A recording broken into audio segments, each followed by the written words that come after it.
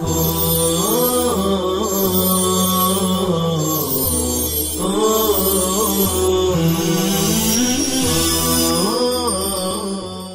اللہ الرحمن الرحیم۔ دیوان متنبی کا مزید ایک اور سبق ہم پڑھائے دیتے ہیں، لیکن اس سے اگلا شعر جو آپ کو پڑھا دیا گیا ہے، جو ازل العوازل حول قلب التائہ کے بعد والا شعر، یعنی یشک الملام الی اللوائم حرہ ویصد حین یلمن عن برعائہ، اس سلسلے میں ہم اردو شعر اور مزید 4 شعر پیش کریں گے، اور پھر اس کے بعد والا شعر جو اصل موضوع کی طرف شاعر متنبی آنے جا رہا ہے، اس کے ہم کلام کریں گے۔ اس سے پہلے بھی ہم ہلکا سا کلام آپ کے سامنے پیش کریں گے۔ ایک شاعر نے کہا ہے، دل کو جلا کے داغ تمنا دیا مجھے، دل کو جلا کے داغ تمنا دیا مجھے، اے عشق تیری خیر ہو یہ کیا دیا مجھے، اے عشق تیری خیر ہو یہ کیا دیا مجھے، دعویٰ کیا تھا ضبط محبت کا اے جگر، دعویٰ کیا تھا ضبط محبت کا اے جگر، ظالم نے بات بات پہ تڑپا دیا مجھے۔ ایک شاعر نے بہت ہی اچھی بات کہی ہے قلب اور دل سے متعلق، وہ بھی سنتے چلیے۔ کم سے کم 2 دل تو ہوتے عشق میں، کم سے کم 2 دل تو ہوتے عشق میں، ایک رکھتے ایک کھوتے عشق میں، ایک رکھتے ایک کھوتے عشق میں۔ ایک اور شاعر نے اس سے بھی بڑھیا بات کہی ہے، کم سے کم 100 دل تو ہوتے عشق میں، کم سے کم 100 دل تو ہوتے عشق میں، رفتہ رفتہ سب ہی کھوتے عشق میں۔ ایک اور شاعر کہتا ہے، چلتے رہنے دو میاں، چلتے رہنے دو میاں سلسلہ دلداری کا، چلتے رہنے دو میاں سلسلہ دلداری کا، عاشقی دین نہیں کہ مکمل ہو جاوے۔ ایک اور شاعر کہتا ہے، شاید اسی کا نام محبت ہے زاہد، شاید اسی کا نام محبت ہے زاہد، ایک آگ سی ہے سینے کے اندر لگی ہوئی، ایک سینہ بسینہ ہے خانہ بخانہ ہے۔ اب ہم آپ کے سامنے متنبی کا 4تھا شعر پڑھ کر سناتے ہیں، اور اس سے پہلے ہم مختصر سا کلام بھی آپ کے سامنے کیے دیتے ہیں تاکہ بات کھل کر سامنے آئے۔ وہ 4تھا شعر ہیں۔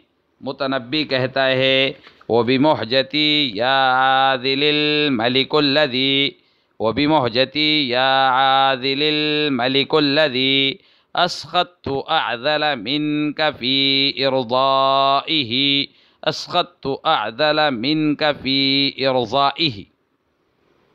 سب سے پہلے ہم طلباء کے سامنے یہ بات عرض کرنا چاہیں گے کہ متنبی کہ ہر قصیدے کے چند ابتدائی اشعار عشق و محبت، پیار، غزل اور نصیب و تشبیب پر مشتمل ہوتے ہیں، اور اس کے بعد وہ دھیرے دھیرے اپنے اصل موضوع ممدوح کی مدح سرائی پر آ جاتا ہے۔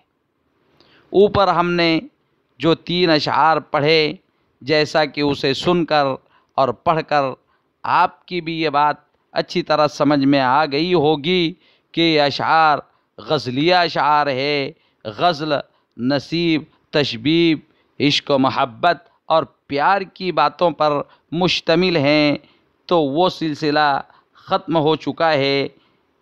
لیکن اب وہ غزلیہ اشعار کے بعد، عشقیہ اشعار کے بعد اس شعر سے اپنے ممدوح سیف الدولہ کی مدح سرائی کرنے جا رہا ہے۔ اس سے پہلے طلباء کو یہ بات اچھی طرح سمجھ لینا چاہیے کہ جاہلی دور کے اصناف سخن میں سب سے اہم اور ممتاز صنف سخن غزل ہے۔ یہ غزلیہ اشعار ہیں۔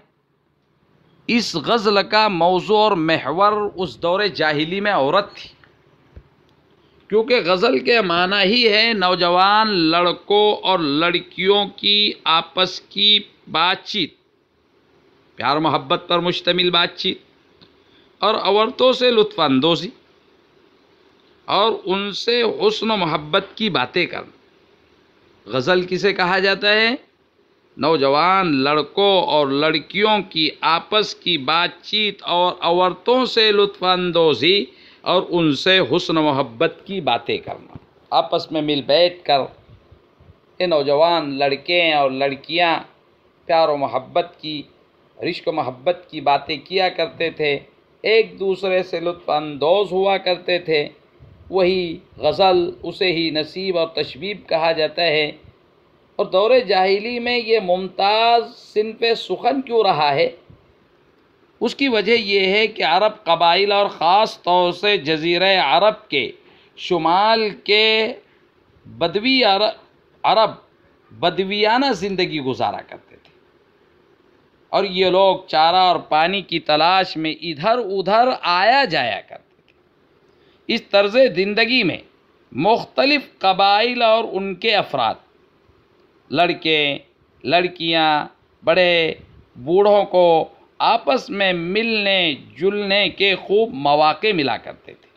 ظاہر سی بات ہے، زندگی فطری تھی، آزادانہ تھی، اور فراغت کے اوقات ان لوگوں کے پاس بہت زیادہ تھے اور جذبات کی فراوانی تھی، اس لیے حسن و عشق کے قصوں کے پروان چڑھنے کے خاصے مواقع انہیں حاصل ہو جایا کرتے۔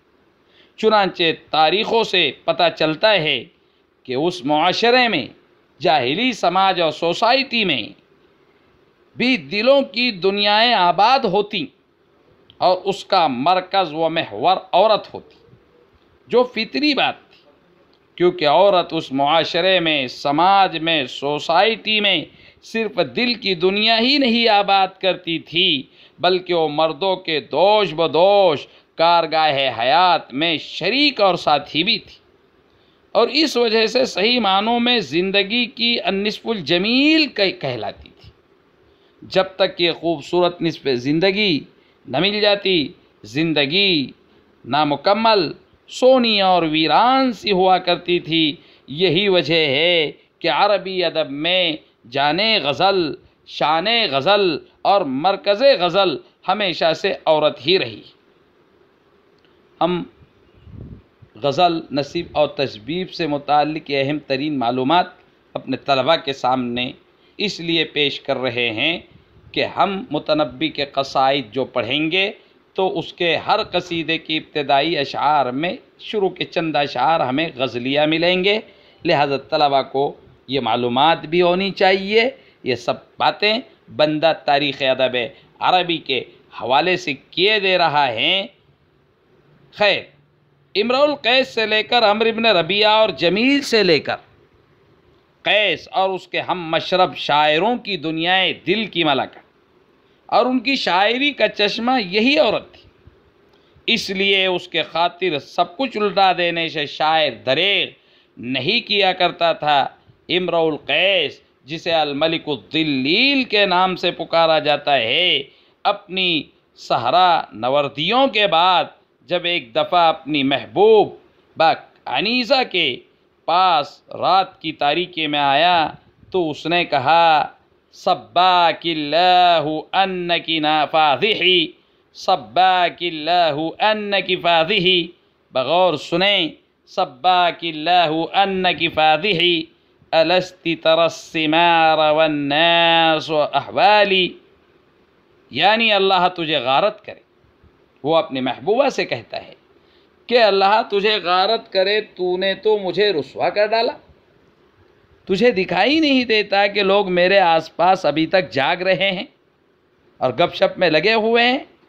تو اس کی اس عنیزہ نامی محبوبہ نے ارتجالاً اور برجستہ کہا، یمین اللہ ابرہ قائدا، یمین اللہ ابرہ قائدا، ولو قطعوا رأسی لدیک واوصالی، یعنی خدا کی قسم میں یہاں سے نہیں اٹھوں گا، چاہے لوگ میرا سر اور ہاتھ پاؤں تیرے پاس کاٹ کر رکھ دیں۔ یہ اس لیے کہ بدوی شاعر کے نزدیک عورت زمین پر چلنے والی ہر شے سے زیادہ مکمل اور جاذب نظر اور پرکش ہے۔ نابغہ زبیانی کہتا ہے، اشعار کو غور سے سنیے، لطف اٹھائیے، یاد کیجئے، محفوظات کا ذخیرہ بڑھاتے چلے جائیے۔ غراء اکمل من یمشی علی قدم، غراء اکمل من یمشی علی قدم، حسنا واملح من حاورته کالماء۔ عاشا نے پیرانہ سالی کے باوجود عورت کو مسیحا بتایا ہے۔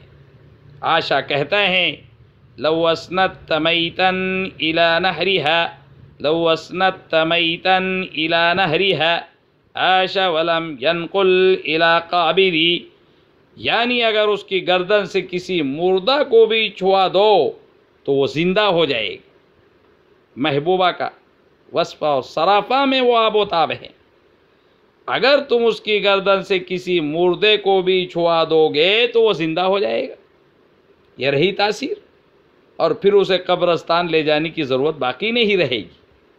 عاشا کو اپنی مبالغہ بیانی کا احساس تھا، اس لیے وہ خود ہی کہتا ہے، حتی یقول الناس مما رأوا، حتی یقول الناس مما رأوا عجبا للمیت الناشری، عجبا للمیت الناشری، یعنی لوگ پرتے حیرت میں بول پڑیں گے کہ دیکھو تو کتنی تعجب کی بات ہے کہ مردہ زندہ ہو گیا۔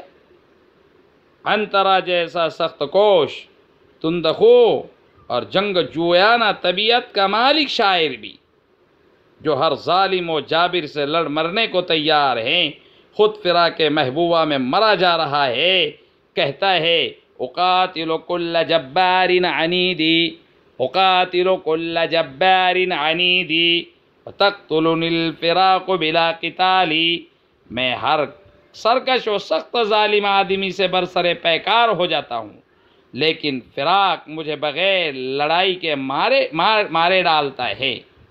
عورت کی اس حیثیت اور اس سے اس قسم کے تعلق کی بنا پر جاہلی شاعری میں غزل کا موضوع عورت بن گئی، جو اموی دور کے آخر تک اس نے عشق کے تخت زرری پر ملکہ غزل و تشبیب بنی رہی، یہاں تک کہ عباسی دور کے شروع میں اجمی شعراء نے اسے اس کے تخت زرری سے اتارنے کی کوشش کی، لیکن روایت پسند شعراء اور سماج کے صحت مند عناصر نے اس رجحان کے خلاف زبان و قلم سے جنگ کر کے اس بدعت کا استحصال کر دیا، اور پھر سے عورت دنیائے غزل کی ملکہ بن گئی۔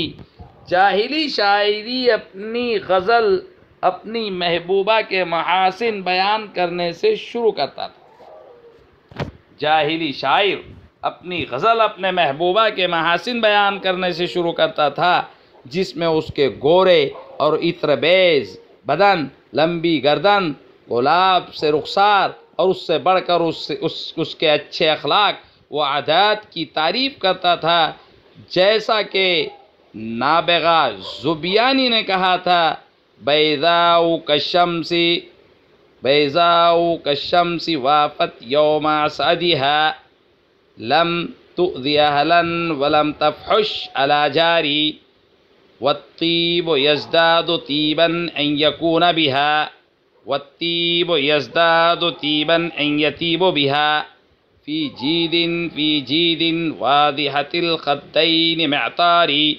وہ سورج کی شعاؤں کی طرح گوری چٹی ہے، اپنے مرادوں کے دنوں کو پہنچ چکی ہے، یعنی جوان ہو گئی ہے، نہ تو اس نے اپنے گھر والوں میں سے کسی کو کوئی تکلیف پہنچائی ہے اور نہ ہی کسی پڑوسی کے ساتھ بد کلامی کی ہے، اور عطر کی خوشبو اس کی گردن سے الگ ہو کر دوبالا ہو جاتی ہے، جس میں دو گلگوں اور عطر بیز رخسار جڑے ہیں۔ اس کے بعد اپنی محبوبہ کے قیام اور پھر وہاں سے رخصتی کی داستان سناتا ہے۔ خیر، یہ چند باتیں میں نے آپ کے سامنے غزل تشبیب اور وغیرہ کے حوالے سے عرض کی ہے۔ آپ اچھی طرح اس بات کو دھیان رکھیں کہ غزل، تشبیب اور عشق و محبت اور پیار بھرے اشعار یہ اگرچہ انسانی اخلاق اور اقدار کو متاثر تو کر سکتے ہیں، لیکن اس کا ہرگز یہ مطلب نہیں ہوتا ہے کہ ہم بالکل ان سے صرف نظر کریں اور قطع نظر کریں۔ محبت اور پیار کی باتیں بھی دنیا میں ہوتی ہے، ہوتی رہے گی۔ اس کے لیے شعراء سے اخذ تعبیرات کا ذخیرہ اور اس کے لیے ادبا سے اخذ تعبیرات کا ذخیرہ یہ لینا ہمارے لیے از حد ضروری ہے، صرف نظر اس سے کہ اس طرح کے شعر محبت اور پیار اور غزلیہ اور تشبیہ و نصیب کے اشعار نہیں پڑھائے جانے چاہیے۔ اس سے ہمارے خود کے اخلاق اور پھر پڑھنے والوں کے اخلاق متاثر ہوتے ہیں، یہ بات اپنی جگہ آپ ہیں، لیکن مدارس کے حوالے سے اور جامعات کے حوالے سے بندہ یہ بات عرض کرنے جا رہا ہے کہ سب معلقات کو پڑھے بغیر ادبا کی ٹیم میں کوئی ادیب شامل نہیں ہو سکا ہے، نہ ہو سکے گا۔ بہرحال زمانۂ جاہلیت کے کلام کو، سب معلقات کو پڑھنا یہ ازحد ضروری ہے، اگرچہ ان کے اشعار بھی غزلیہ ہے عشق و محبت پر، تو کیا ہم انہیں چھوڑ دیں؟ ایسا نہیں ہے۔ حتی الامکان ہم اس سے بچیں اور اپنے مزاج کو اور اخلاق کو متاثر نہ ہونے دیں۔ یہ ہمارے اپنی احتیاط برتنے کی بات ہے، احتیاط برتنا ضروری بات ہے، لیکن کلی اجتناب یہ تو بالکل رائگاں معلوم ہوتا ہے۔ بہرحال اب میں آپ کے سامنے متنبی کا اصل مضمون چوتھا شعر جو مدح سرائی پر شامل ہے شروع کرنے جا رہا ہوں۔ وہ شعر ہیں، اب اس کے بعد وہ اپنے ممدوح کی تعریف اور مدح کرے گا۔ وَبِمُحْجَتِي يَا عَاذِلِ الْمَلِكُ الَّذِي أَسْخَطْتُ أَعْدَلَ مِنْكَ فِي إِرْضَائِهِ۔ ترکیب نحوی سنیے، وا مستانفہ ہے، با حرف جار ہے، محجتی مضاف مضاف الیہ سے مل کر مجرور ہو کر ابدی فعل یا یہ ابدی فعل محذوف کے متعلق ہے، اور جملہ خبریہ ہو کر یہ خبر مقدم بنے گا۔ اس کے بعد یہ حرف ندا ہے، اس پر ہم کلام کر چکے ہیں۔ عاذلی مرکب اضافی کے بعد مفعول بھی بنے گا، ادعو یا اطلب فعل کا یا ندائیہ کا یا جملہ، یہ جملہ ندا ہے۔ الملک موصوف ہے، الذی اس میں موصول ہے، اسخط فعل با فاعل ہے، اعذل اس میں تفضیل ہے لیکن یہ منصوب ہے۔ اسخط کا مفعول بھی ہونے کی وجہ سے من کا جار مجرور سے مل کر اعذل کے متعلق، لیکن اگر اس کو اعذل سے متعلق نہ بناتے ہوئے اسخط کے بھی متعلق کر دیا جائے تو کوئی حرج کی بات نہیں ہے۔ اعذل اور اس کے بعد من کا من حرف جار کا ضمیر مجرور، جار مجرور سے مل کر یہ اسخط کا پہلا متعلق فی حرف جار ارضائی ہے، مضاف مضاف الیہ سے مل کر یہ مجرور ہوا فی حرف جار کا، جار مجرور سے مل کر دوسرا متعلق ہوگا اسخط فعل کا۔ اسخط فعل اپنے فاعل مفعول بھی اور دونوں متعلقوں سے مل کر جملہ فعلیہ خبریہ ہو کر اب صلہ ہوا الذی اس میں موصول کا، الذی اس میں موصول اپنے صلہ سے مل کر یہ موصوف الملک و صفت، الملک و صفت ہوئی الملک و موصوف کی، پھر موصوف صفت مل کر یہ جملہ ندا ہو کر مبتدا مؤخر ہے، اور پھر مبتدا خبر مل کر جملہ اسمیہ خبریہ ہے۔ اب ہم اس میں پیش آئے ہوئے کلمات کی تحلیل لغوی کیے دیتے ہیں۔ ایک اہم لفظ جو قابل گرفت ہے محجتن ہے، اس کے معنی روح اور خون دل کے آتے ہیں، اور اس کی جمع محجن آتی ہے۔ عادل پہلے آ چکا ہے ملامت گار، اور عدل عادلون جمع آتی ہے، ملکن جمع ملوکن آتی ہے، بادشاہ فرما روا، یہاں مراد بادشاہ سے سیف الدولہ ہے جو اس کا ممدوح ہے، جس کی وہ مدح کر رہا ہے بین اشعار میں جو نیچے کو آپ پڑھنے جا رہے ہو۔